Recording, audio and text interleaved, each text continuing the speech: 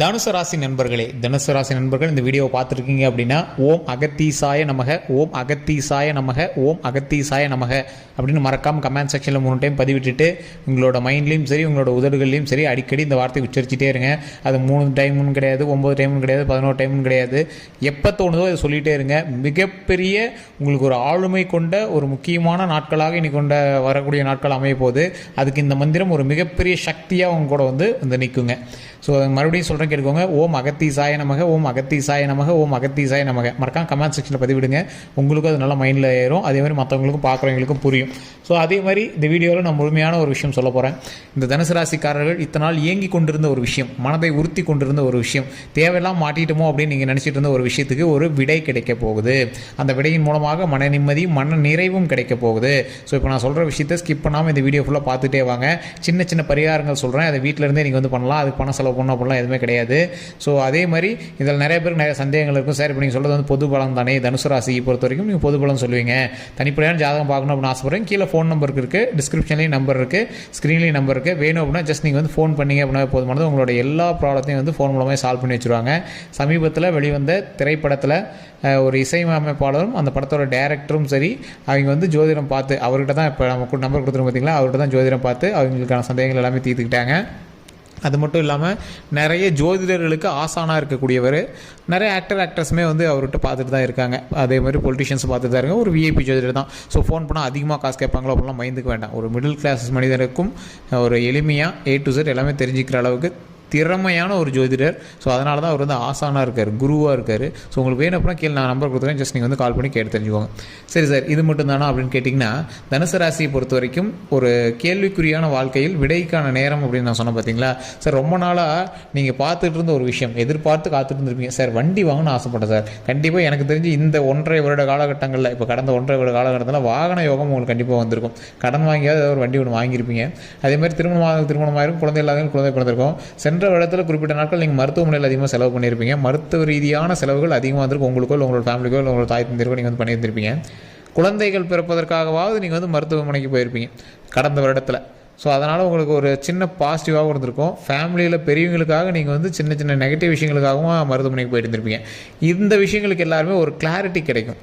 இப்போ பரவாயில்ல சார், பழசை கம்பேர் பண்ணும்போது இப்போ கொஞ்சம் பரவாயில்ல சார், உடல் ரீதியாகவும் மன ரீதியாகவும் பரவாயில்ல சார் அப்படின்னு சொல்லக்கூடிய அளவுக்கு உங்களுக்கு ஒரு கிளாரிட்டி கிடைக்கக்கூடிய ஒரு நாட்களாக இனி வரக்கூடிய நாட்கள் அமைப்போகுது. அதுலேயும் இந்த 12 நாட்கள் நீங்கள் பார்த்து பக்குவமாகவும் நடந்துக்கணும். அதே மாதிரி உங்களுடைய செலவுகளும் ஒரு மருத்துவ ரீதியாக செலவுகள் இல்லாமல் ஓரளவு கொஞ்சம் டீசெண்டான செலவுகளாக மாறதுக்கான வாய்ப்புகளும் இருக்குது. நீங்கள் ஏங்கி தவிச்சிட்டு இருந்த விஷயம்னு சொன்ன பார்த்தீங்களா, ஒரு வாகனம் வாங்குவதற்கோ, திருமணம் நடப்பதற்கோ, குழந்தை பெறுவதற்கோ, அல்லது ஒரு இடத்துல வேலையில் அப்பாயின்மெண்ட்டில் உட்காரத்துக்கோ, வீடு கட்டுவதற்கோ, நிலபலன்கள் வாங்குவதற்கோ, இந்த மாதிரி விஷயங்களுக்கு எல்லாத்துக்குமே வந்து பார்த்திங்கன்னா ஒரு அருமையான ஒரு காலகட்டம் அப்படின்னே சொல்லலாம். சார் அது மட்டும் இல்லை சார், இந்த துறையை பொறுத்த வரைக்கும் நீங்கள் வேலை பார்த்துருக்கீங்க பார்த்தீங்களா, இல்லை நீங்கள் வந்து பிஸ்னஸாகவே பண்ணிட்டு பார்த்தீங்களா, இந்த துறையை பொறுத்த வரைக்கும் உங்களுக்கு மேன்மை தரக்கூடிய நேரமாகவும் அமையுது. இது யாருக்கு? 25% பேருக்கு ஜாக்பாட் அப்படின்னே சொல்லலாம் தனுசு ராசிக்கு. அப்போ மீதி 75% இருக்குது சார். எப்படி சார் எங்களுக்கு செட் ஆகும்? நார்மல் நாள்லேயே குழுக்களில் பேர் எழுதி போட்டாவே எங்கள் பேர் வரது கிடையாது. எப்படி இதில் அந்த 25% பேரில் எங்களுக்கு பேர் வரும் அப்படின்னு யோசிச்சுட்டு இருப்பீங்க. அதுக்கு தான் நான் தனிப்படையான ஜோதிடம் போட்டேன், பார்த்துக்க சொல்லிட்டேன். அதுக்கான காரணம் நான் சொல்கிறேன், கேட்டுக்கோங்க. தனுசு ராசியில் 10 கோடி பேருக்கு மேலே இருப்பான் இந்தியாவில் மட்டுமே. அதில் ஒருத்தனுக்கு நல்லது நடந்துச்சுன்னா இன்னொருத்தர் நல்லது நடக்கணும்னு அவசியம் கிடையாது. ஏன்னா அவனுக்கு வேறு லக்கினம், உங்களுக்கு வேறு லக்கினம். அவனுக்கு வேறு தசாபுத்தி, உங்களுக்கு வேறு தசாபுத்தி. அவனுக்கு வேறு நட்சத்திரம், உங்களுக்கு வேறு நட்சத்திரம். நீங்கள் இருக்கக்கூடிய லொக்கேஷன் வேறு, அவன் இருக்கக்கூடிய லொக்கேஷன் வேறு. உங்கள் கூட இருக்கக்கூடிய மற்ற ராசிகள் வேறு, அவன் கூட இருக்கக்கூடிய மற்ற ராசிகள் வேறு. என்ன மற்ற ராசிகள்? உங்களுடைய கணவனோ மனைவியோ இல்லை குழந்தைகளோ, உங்களோட தாய் தந்தையரோ, உங்களோட அக்கா தங்கச்சியோ அண்ணன் தம்பியோ, இவங்களுக்கு இருக்கக்கூடிய ராசி அவங்கள விட நல்ல நேரமாக இருந்துச்சு அப்படின்னா உங்களுக்கு ஓகே. அதுவே அந்த ராசிக்கே வேறு ஏதாவது நடந்துட்டு இருந்தது, வேறு கிரக பயிற்சிகள் நடந்துட்டு இருந்தது அப்படின்னா உங்களையும் சேர்த்து வச்சு செய்யும் பார்த்தீங்களா. அதனால தான் சிலருக்கு வெற்றி கிடைக்குது ஒவ்வொரு நல்ல டைமில் கூட, சிலருக்கு கொஞ்சம் கொஞ்சம் இடிக்குது. அதனால தான் ஒரு சிலர் ஜோதிடம் பார்க்கும்போது, தனிப்பட்ட ஜோதிடம் பார்க்கும்போது சொல்லுவாங்க, இந்த நேரத்தில் நீங்கள் கொஞ்சம் நேரம் தள்ளி இருந்தால் நல்லது. அதே மாதிரி இந்த நேரத்தில் நீங்கள் ஃபேமிலியோடு சேர்ந்து இருந்தால் நல்லது. இல்லை தொழில் தொடங்கும்போது யார் பேரில் நல்ல நேரம் இருக்கோ அவங்க பேரில் தொடங்குங்க அப்படின்னு சொல்கிறதுக்கான காரணங்கள்லாம் இதுதான். ஸோ உங்களோட நேரம் நல்ல நேரமாக இருந்தாலும் பக்கத்தில் இருக்கக்கூடிய ராசியினுடைய நேரம் அதுவும் நல்ல ராசியாக இருக்கணும், நல்ல நேரம் உண்ட ராசியாக இருக்கணும். அப்போ தான் நீங்களும் வெற்றி பெற முடியும். அதுக்கு தான் தனிப்படையான ஜோதிடம் பார்க்குறது. ஒருத்தருக்கு மட்டும் இல்லை, ஃபேமிலிக்கே பார்க்குறது. ஃபேமிலிக்கே பார்க்குறதுக்கான காரணம் இதுதான். கோயிலில் போனாலும் அர்ச்சனை பண்ணும்போது ஒருத்தருக்கு மட்டும் பண்ண மாட்டாங்க, ஃபேமிலிக்கே பண்ணுவாங்க. ஸோ அந்த மாதிரி நிறைய விஷயங்கள் வந்து இருக்குது. இப்போ நீங்கள் முக்கியமாக பண்ண வேண்டிய ஒரு விஷயம் என்ன அப்படின்னா குலதெய்வ வழிபாடு. குலதெய்வ வழிபாடு ரொம்ப ரொம்ப முக்கியமான ஒரு விஷயமா இந்த காலகட்டத்தில் உங்களுக்கு தேவைப்படுது. அதே மாதிரி இன்னொரு விஷயமும் உங்களுக்கு தேவைப்படுது. என்ன அப்படின்னா, ஓம் அகத்தீசாய நமக, ஓம் அகத்தீசாய நமக, ஓம் அகத்தீசாய நமக அப்படின்னு நான் சொன்னேன். இந்த அகத்தீசாய அப்படிங்கிறது அகத்தியரை வணங்குவதற்கு ஒரு முக்கியமானது. இவர் ஒரு அகத்தியர்னு சொல்லக்கூடியவர் முதன்மையான ஒரு எப்படி சொல்கிறது, சித்தர் அப்படின்னு சொல்லலாம். இல்லை ஒரு எப்படி சொல்கிறது, ஒரு ஆத்மார்த்தமான குருக்களுக்கெல்லாம் குரு, முக்கியமான முனிவர். உங்களுக்கு சொல்லணும் அப்படின்னா சித்தர் முனிவர் இப்படிங்கிற பேரில் தான் உங்களுக்கு சொல்லணும். ஆனால் கடவுளுக்கு அடுத்தபடியாக இருக்கக்கூடியவர்களில் முதன்மையானவர் அகத்தியர். அதை நீங்கள் மயில் ஞாபகம் வச்சுக்கோங்க. இந்த அகத்தியரோட கதைகள் நீங்கள்லாம் கேட்டிருப்பீங்க. திருமணம் நடக்கும்போது, சிவபெருமான திருமணம் நடக்கும்போது ஒட்டுமொத்த உலகமே ஒரு சைடு போகும்போது அகத்தியர் மட்டும் ஒரு பக்கம் நின்னாராம். கடவுள்களுக்கு சமமாக ஒருத்தர் நின்னா அந்த இடம் வந்து பேலன்ஸ் ஆகி உலகம் வந்து சமநிலை பெறணும். அது ஒரு பாடலில் கூட எழுதியிருப்பாங்க, உலகம் சமநிலை பெற வேண்டும், உயர்வு தாழ்வில்லா நிலை வேண்டும், இறைவா அதை நீ தர வேண்டும் அப்படின்னு அகத்தியர் அந்த பக்கம் நின்று பாடுற மாதிரி அந்த பாடல் வரிகள் கூட இருக்கும். அகத்தியருடைய திரைப்படம் பார்த்துருந்தீங்க அப்படின்னு தெரியும். அந்த அளவுக்கு வந்து அகத்திய மாமுனி வந்து மிகப்பெரிய சக்தி வாய்ந்தவர் அந்த முனிவர். ஸோ அதனால தான் கடவுள், அத்தனை கடவுள்களும் ஒரு இடத்துல ஒருங்கிணைந்த போது கூட பூமி சாயாமல் இருக்கிறது சரிசமமான ஒரு ஆள் அங்கே நிறுத்தணும் அப்படின்னு அகத்தியரை போய் நிற்க சொன்னாங்களாம் கடவுள்கள். ஸோ அந்தளவுக்கு பவர் இருக்கிறவர் தான் அகத்தியர். இந்த காலகட்டத்தில் உங்களை காப்பாற்றுவதற்கும், உங்களை சமநோக்காக சமநிலையாக கொண்டு வருவதற்கும், உங்களுடைய பிரச்சனைகளிலிருந்து உங்களை வெளிக்கொண்டு வருவதற்கும், நீங்கள் ஆசைப்பட்ட காரியங்களை நிறைவேற்றுவதற்கும் உறுதுணையாக இருக்க போகிறவர் இந்த 12 நாட்களுக்கு அகத்தியர் தான். ஸோ சித்தர்கள் வழிபடுறது நிறைய பேருக்கு பிடிக்காம கூட இருந்திருக்கலாம். கடவுள் மட்டும் தான் சார் வணங்குவேன், நான் இஷ்ட தெய்வங்களை மட்டும் தான் வணங்குவேன், இப்படி தான் இருந்திருக்கலாம். தற்போதைய நிலைமையில் உங்களுக்கு தேவையானவர் அகத்தியர். இந்த 12 நாட்கள் நீங்கள் வணங்கி பாருங்கள், உங்களுக்கு ஒரு அவுட்புட் தெரியும். குழந்தை இல்லாதவங்களாம் ஒரு சூப்பரான ஒரு ஜாக்பாட் டைமு. அகத்தியர் வணங்குவதற்கு நீங்கள் பெருசாக எதுவும் பண்ணலாம் இல்லை, சுத்தபத்தமாக இருக்கணும் கொஞ்சம், அவ்வளோதான். கொஞ்சம் சுத்தபத்தமாக இருங்க. ஓம் அகத்தீசாய நமக, ஓம் அகத்தீசாய நமக, ஓம் அகத்தீசாய நமக.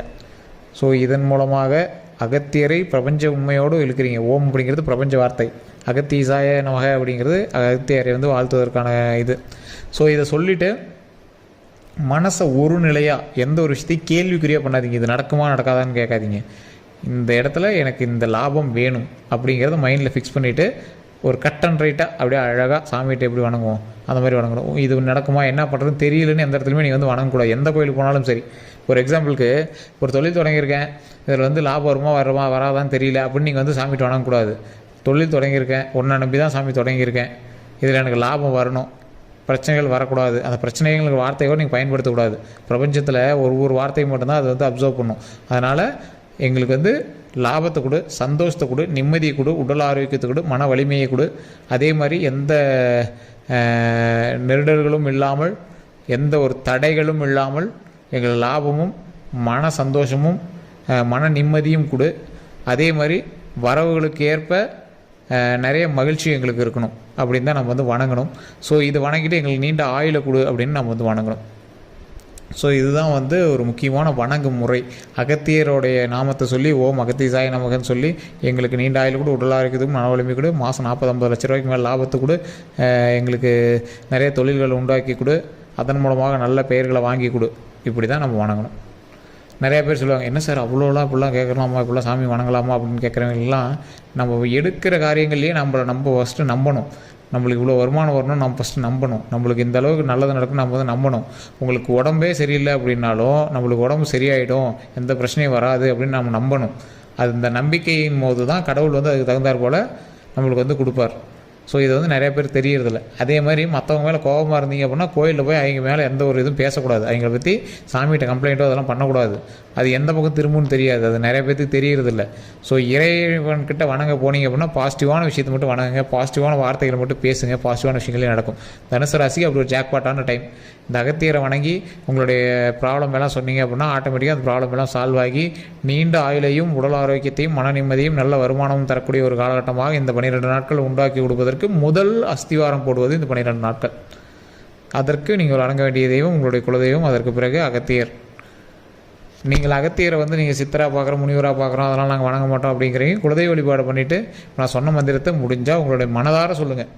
மனதார சொல்லணும், ஏன்டா இங்கே சொன்னாங்கலாம் சொல்லாதீங்க, மனதார சொல்லுங்கள். மிகப்பெரிய நன்மை கிடைக்கும். அது உங்களுக்கே போக போக தெரியும். வேறு ஏதாவது கருத்துக்கள் இருக்குது அப்படின்னா மறக்காம கமெண்ட் செக்ஷனில் பதிவிடுங்க. மேலே வந்து ஃபோன் நம்பர் கொடுத்துருக்கேன், அந்த ஃபோன் நம்பரில் டவுட் ஏதாவது இருந்தாலும் க்ளியர் பண்ணிக்கோங்க. அதே மாதிரி கீழே கமெண்ட் செக்ஷன்லேயே நீங்கள் வந்து உங்களுடைய கருத்துக்கள் எதுவாக இருந்தாலும் சொல்லலாம். மறக்காமல் அந்த ஓம் அகத்தீசாய நமக, ஓம் அகத்தீசாய நமக, ஓம் அகத்தீசாய நமக அப்படின்னு 3 டைம் கமெண்ட் செக்ஷன்லேயும் பதிவிடுங்க. இந்த வீடியோ பிடிச்சா உங்களோட நண்பர்களுக்கு கண்டிப்பாக பகிருங்க. தனுசு ராசிக்காரர்களுக்கு கண்டிப்பாக பகிருங்க. ஃபேஸ்புக்கில் பார்க்குறீங்க அப்படின்னாலும் குரூப்பில் நீங்கள் வந்து ஷேர் பண்ணுங்கள். எல்லோருக்கும் நன்றி நண்பர்களே. ஃபேஸ்புக்லேயும் ஃபாலோ பண்ணிக்கோங்க. எல்லோருக்கும் நன்றி.